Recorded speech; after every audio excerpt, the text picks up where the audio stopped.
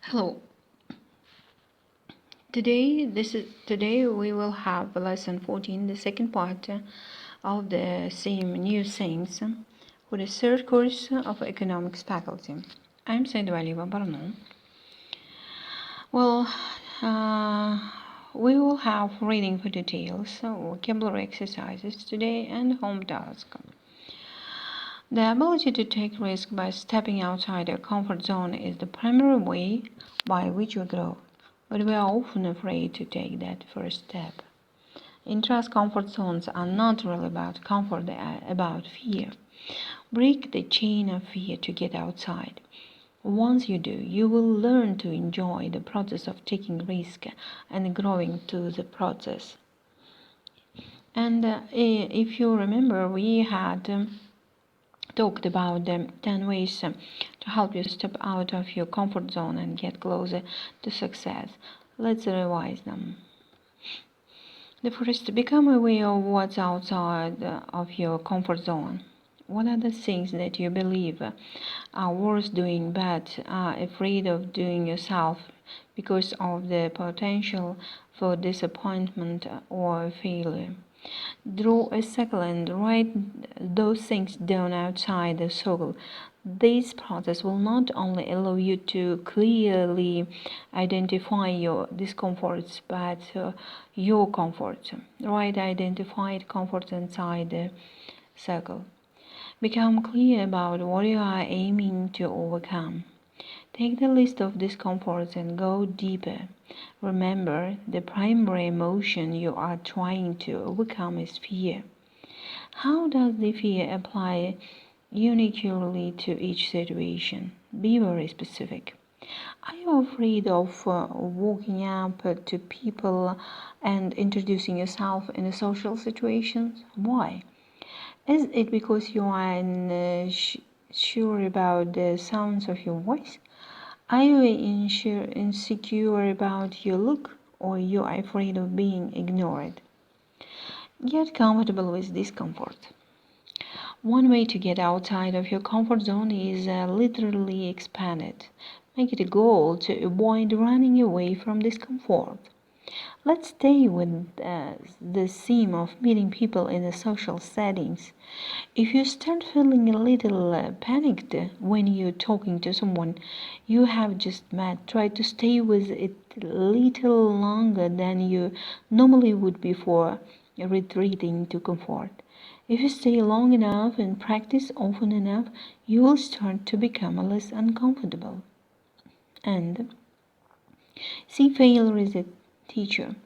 Many of us are so afraid of failure that we would rather do nothing than take a shot at our dreams. Begin to treat failure as a teacher. What did you learn from the experience?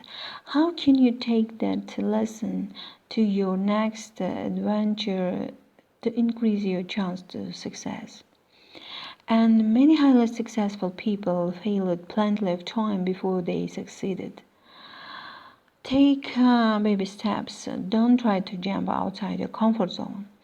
You will likely become overwhelmed and jump right back in.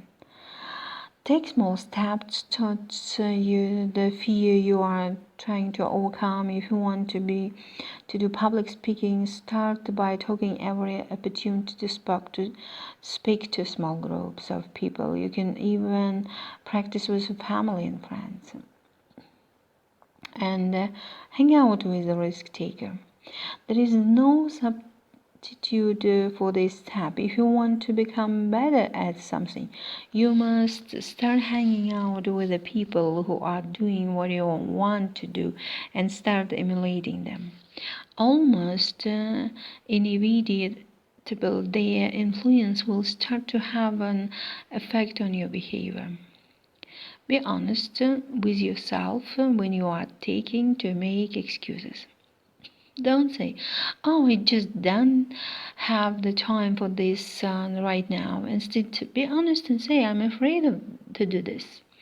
Don't make excuses, just be honest. You will be in a better place to confront what is truly bothering you and increase your chance of moving forward.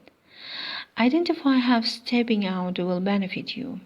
What will the ability to engage in public speaking to do for your personal and professional growth?